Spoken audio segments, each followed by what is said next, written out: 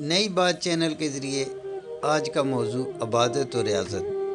حضرت رابعہ بصری عبادت، ریاضت اور معرفت کے اعتبار سے ممتاز حیثیت رکھتی تھی۔ اپنے دور کی نامور قلندر تھیں۔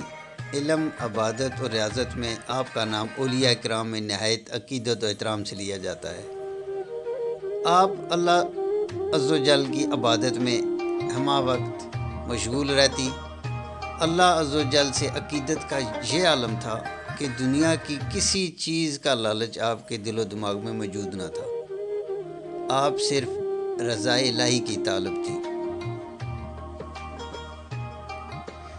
ایک مرتبہ برگاہ الہی میں مناجات کرتے ہوئے عرض گزار ہوئیں، اے پروردگار، اگر میں تیری عبادت جہنم کے خوف سے کرتی ہوں تو مجھے جہنم کا ایندھن بنا دینا، اور اگر میری عبادت محض جنت کے لیے ہو تو مجھے جنت سے محروم رکھنا، لیکن اگر میں صرف تیری ہی خاطر عبادت کرتی ہوں تو مجھے اپنے دیدار سے محروم نہ کرنا۔